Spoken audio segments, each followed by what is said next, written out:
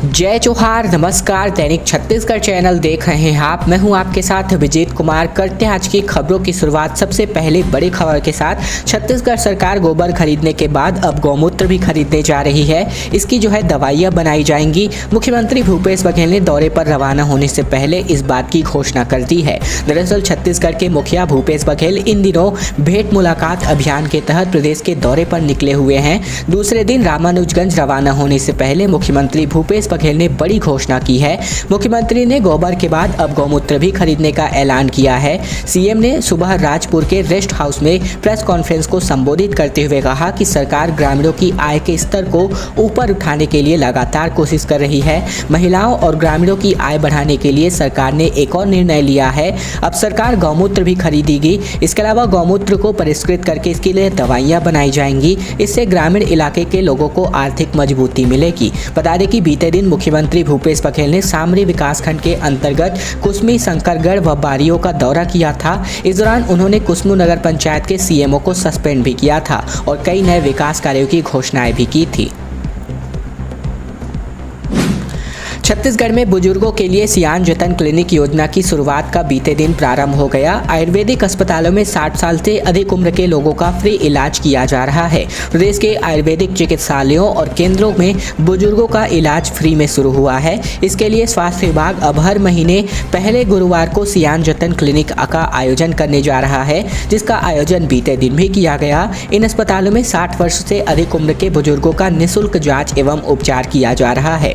आयुष संचालनालय के सहायक संचालक डॉक्टर विजय साहू के मुताबिक आयुष संचालनालय ने वृद्धजनों की सेहत की देखभाल के लिए आयुर्वेद के उपयोग का नवाचार शुरू किया है। इसके जरिए बुढ़ापे में होने वाली शारीरिक एवं मानसिक समस्याओं से पीड़ित जो भी वृद्ध हैं, इनको विशेष ओपीडी एवं पंचकर्म की सेवाएं राज्य के आयुर्वेदिक अस्पतालों में मुफ्त से प्रदान करी जा रही हैं। डॉक्टर साहू के मुताबिक बीते दिन प्रदेश के रायपुर एवं बिलासपुर आयुर्वेदिक कॉलेज चिकित्सालय एवं दुर्ग, रायगढ़, बालोद, सरगुजा व बस्तर जिला आयुर्वेदिक अस्पताल में यह सेवाएं दी गई। इसके अलावा रायपुर, रायगढ़, बालोद, बिलासपुर, मुंगेली, जांजगीर, इसके अलावा कोरबा, धमतरी, महासमुंद, राजनांदगांव, कबीरधाम, सूरजपुर, कोरिया, जसपुर और कांकेर जिले के 22 सामुदायिक स्वास्थ्य केंद्रों में संचालित स्पेशलाइज्ड थेरेपी सेंटर्स में भी ऐसे क्लिनिक संचालित होने जा रहे हैं। प्रदर्शन ने रोक दी है 15 से भी ज़्यादा ट्रेनों की रफ्तार। ओडिशा के ब्रजराज नगर में आंदोलन किया जा रहा है, जिसका असर अब छत्तीसगढ़ पर भी देखने को मिल रहा है। रेलवे के स्टॉपेज को लेकर के मांग को लेकर के पटरी पर प्रदर्शन किया जा रहा है। छत्तीसगढ़ से होकर चलने वाली कई ट्रेनों के निरस्त होने के बाद अब ओडिशा के ब्रजराज नगर में लोगों के प्रदर्शन से बची हुई ट्रेनों की रफ्तार पर भी ब्रेक लगा दिया है। स्थानीय लोग अब अपनी मांगों को लेकर के सुबह से ही ब्रजराज नगर के रेलवे स्टेशन पर रेल रोको आंदोलन कर रहे थे। इसके चलते 15 से भी ज़्यादा ट्रेनें प्रभावित हो गईं। कई ट्रेनों को रद्द करना पड़ा तो कई घंटों से छत्तीसगढ़ और ओडिशा के बीच फंसी हुई थी। इसके चलते यात्रियों की भी मुश्किलें काफ़ी बढ़ गई थीं। दरअसल रायगढ़ से तकरीबन 70 किलोमीटर दूर ओडिशा के ब्रजराज नगर में स्थानीय लोगों ने अपनी लंबित मांगों को लेकर रेल रोको आंदोलन बुलाया था। प्रदर्शनकारी सुबह तकरीबन 6 बजे से स्टेशन में रेलवे ट्रैक पर बैठे हुए थे।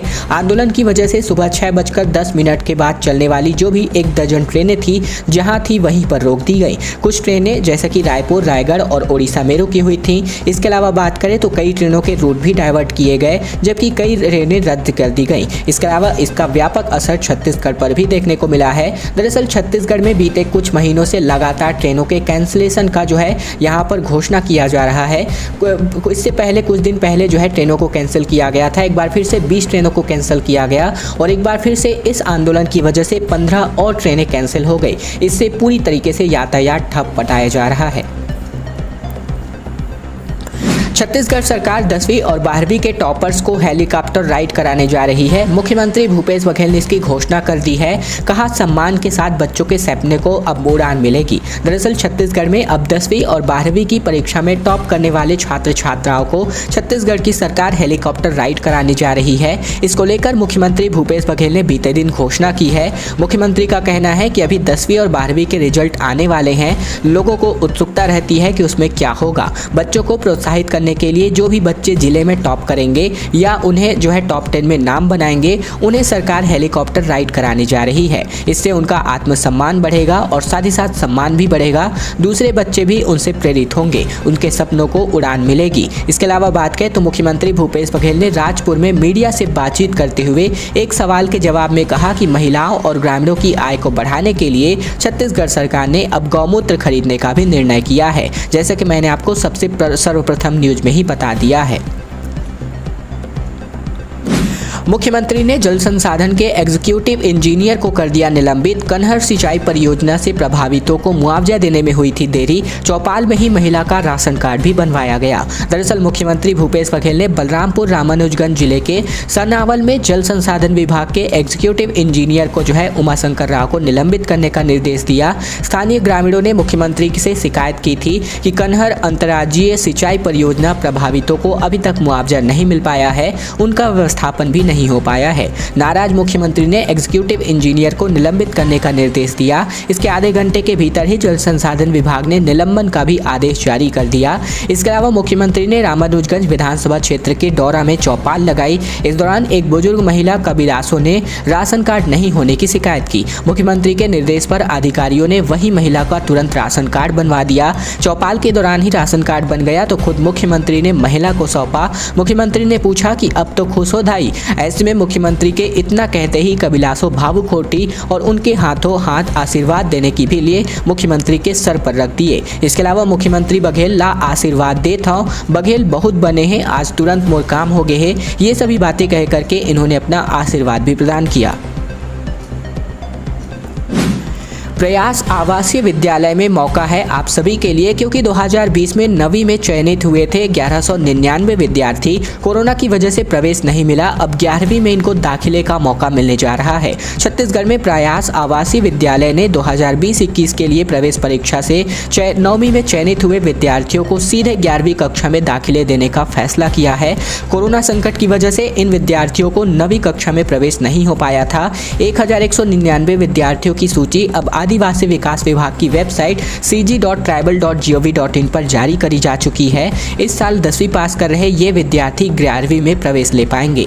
अधिकारियों के मुताबिक नए विद्यार्थियों को सीधे कक्षा 11वीं में प्रवेश की पात्रता नहीं है, लेकिन नक्सल प्रभावित क्षेत्र के बच्चों के लिए सीधे प्रवेश की पात्रता है। कक्षा 11वीं में प्रवेश के लिए कुल 1199 चयनित विद्यार्थियों की सूची विभागीय वेबसाइट पर भी अपलोड करी जा चुकी है।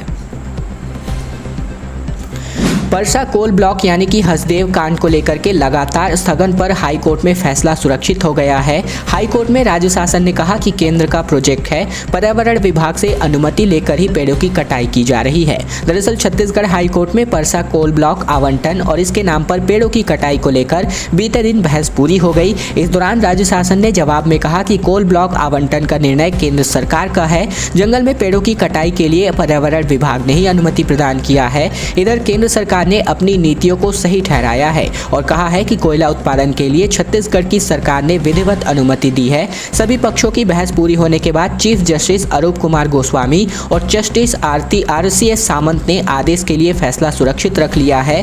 हसदेव अरण्य को बचाने की मांग को लेकर के देश भर में अब आवाज उठने लगी है। ऐसे में दिल्ली के कांग्रेस मुख्यालय के बाहर भी आंदोलनकारियों ने सेव हसदेव के नारे लगाए हैं और जंगल को बचाने की मांग की है। इधर परसा कोल ब्लॉक आवंटन के नाम पर पेड़ों की कटाई को लेकर दायर की गई याचिका पर हाईकोर्ट में सुनवाई चल रही है। मंगल साय ठाकुर राम, इसके अलावा जो भी यहां पर पदाधिकारी हैं, इनकी ओर से प्रस्तुत याचिका में बुधवार को बहस चली। इस दौरान याचिकाकर्ताओं ने अधिवक्ता से बताया कि परसा कोल ब्लॉक के खदान से वे प्रभावित हैं। यहां राजस्थान विद्युत मंडल के लिए कोल ब्लॉक में खनन का कार्य निजी कंपनियां करेंगी। इस कारण कोल इंडिया जैसी भूमि अधिग्रहण की प्रक्रिया नहीं अपनाई जा सकती।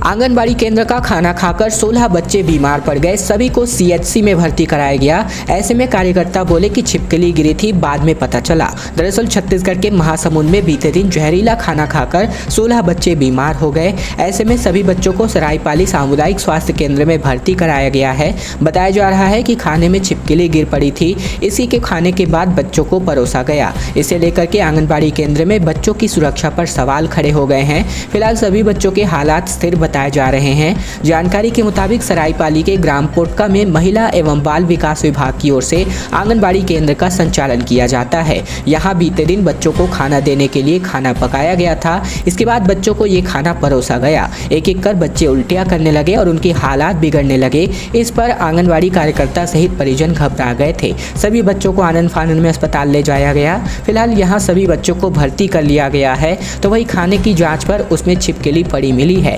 आंगनबाड़ी कार्यकर्ताओं ने बताया कि सफाई का पूरा ध्यान रखते हैं, लेकिन छिपकली कैसे गिरी फिलहाल इस बात का कोई पता नहीं लग पाया। CGPSC की मुख्य परीक्षा का आयोजन 26 मई से होने जा रहा है। आयोग ने इसके लिए कार्यक्रम बाकायदा जारी कर दिया है।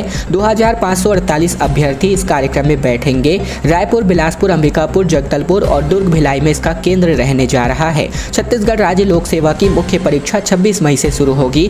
राज्य लोक सेवा आयोग ने इसके कार्यक्रम जारी कर दिए हैं। इस परीक्षा के लिए रायपुर, बिलासपुर, अंबिकापुर, जगदलपुर और दुर्ग भिलाई में परीक्षा केंद्र बनाए गए हैं। आयोग ने पिछले साल राज्य सेवा के लिए 20 सेवाओं के लिए 171 पदों पर भर्ती की प्रक्रिया शुरू किया है। इसके अलावा आयोग ने 13 फरवरी को राज्य सेवा प्रारंभिक परीक्षा का आयोजन किया था।